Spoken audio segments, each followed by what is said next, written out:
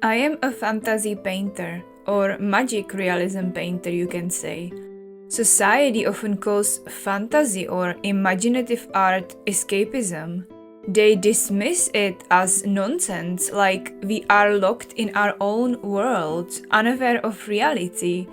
The little crazy weirdos painting nonsensical creatures. However, the characters and the symbols we choose to paint are actually derived from our own reality. They are derived from our own psyche. They are important inner calls ready to be answered.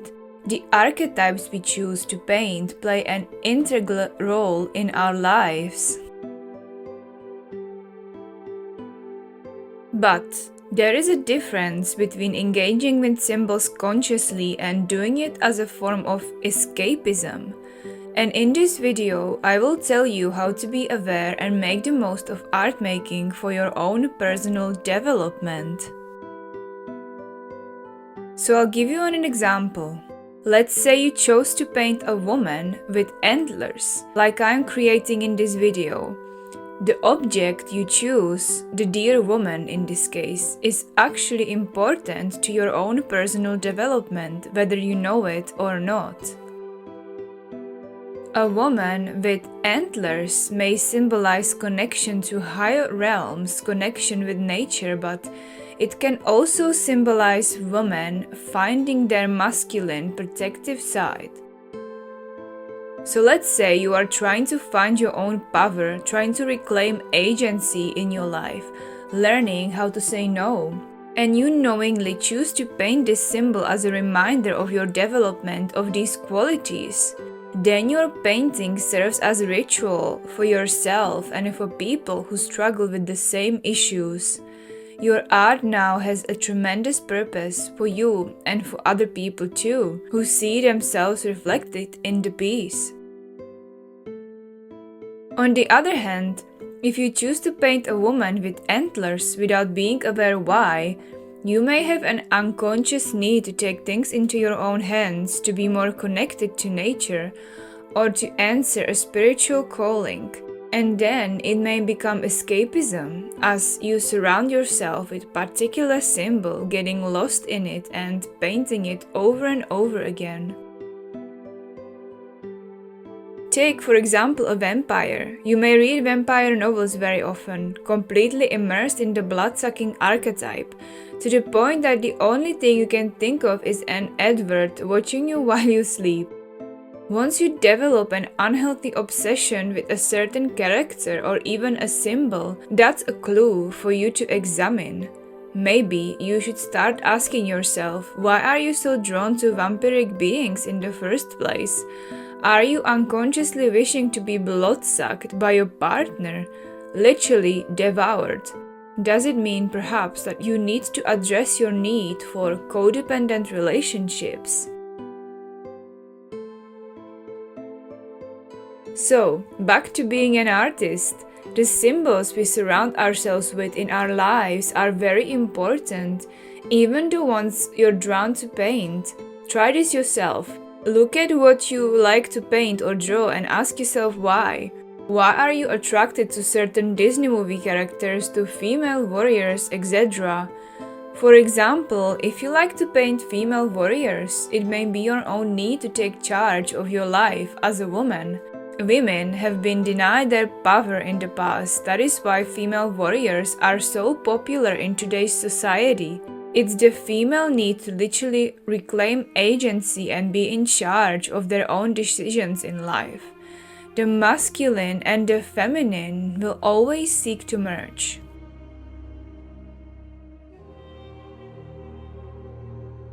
Reality speaks to us through symbols. Symbols are everywhere.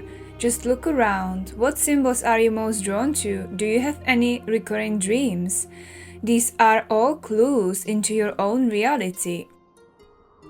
Let's take trauma, for example. Trauma gets stored in our brain as memories, images, and sensations, even before you are able to articulate it with words. Obsessions also hold important symbols. When we are stuck in an obsession towards a person, for example, that is also a symbol, as obsessions are a very potent clue to your inner world. If you are obsessed with a certain person or a celebrity, list the qualities you like about them and see whether you would like to develop those qualities within yourself. Celebrities often carry our own unexpressed divinity. So when you are engaging in artistic activity, you can take advantage of this and use symbols to begin working with your emotions instead of chasing them unconsciously. You can see what you are struggling with. Let's say you are ashamed of expressing emotions or ashamed of being a crybaby. Try to paint a crying character and make it beautiful. You are literally transforming your wound and integrating it into your personality. Or you struggle with people-pleasing tendencies and need to develop a little more assertiveness. In this case, painting a female warrior would really help. Then your finished artwork can serve as this ritual that you return to anytime you're struggling with your issue. Also, since I'm painting half animal, half human, these hybrids in fantasy art are also significant. The difference between animals and humans is that animals act on pure instinct, while humans have evolved beyond that.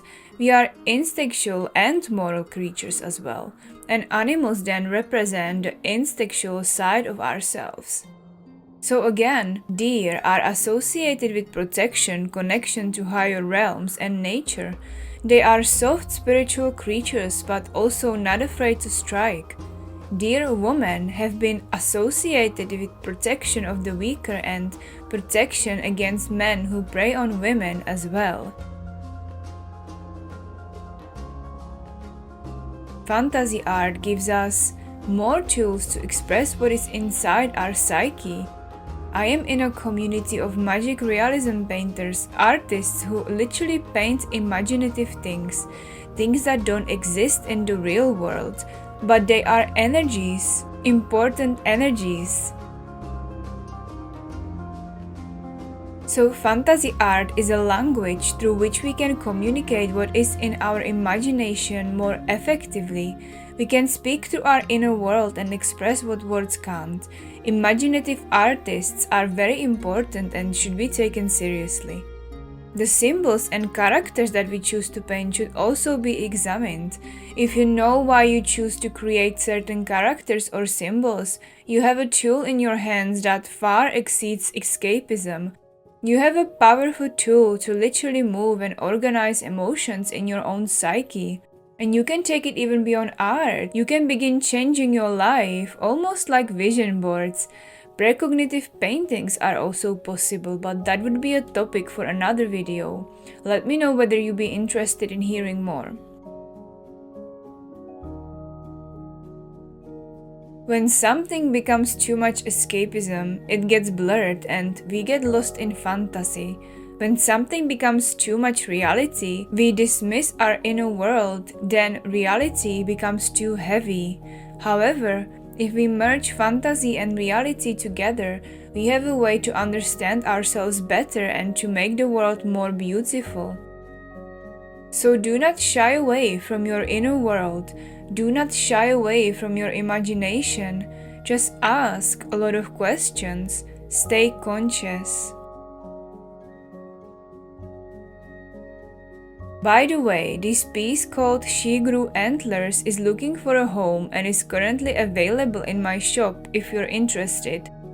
If symbolism interests you further, I currently have a course on Udemy which teaches you how to read symbols in your life and how you can use them to transform painful emotions and more. All the links are down below. If you have lasted this long, thank you so much for watching. I hope you took something from this video as well. Symbols are universal, but they are deeply personal too. To one person, a dear woman can symbolize connection to higher realms. To another, it can symbolize protection, and so on. So always follow your own inner compass. Let me know down in the comments what symbols you keep painting or you're drawn to. Also, please do not get too carried away by my symbolic analysis. The purpose of this video is to make people more aware in general of the symbols and characters they choose to paint or surround themselves with. Sometimes we are just into cats because they're simply cute, or we like to paint teacups because we just like tea. It can also be just for fun. However, this video is for the introspective folk. Myth, fantasy and fairy tales are on the bridge between reality and imagination. There is a reason why humans love to tell these tales, because they want to be validated. They want their struggles, their fights, to exist outside of them. They want their inner world to be seen and to matter. That's why artists exist, so we can experience it ourselves and show it to the world in any shape or form. Art of any kind is basically a testament that humans exist with plethora of emotions.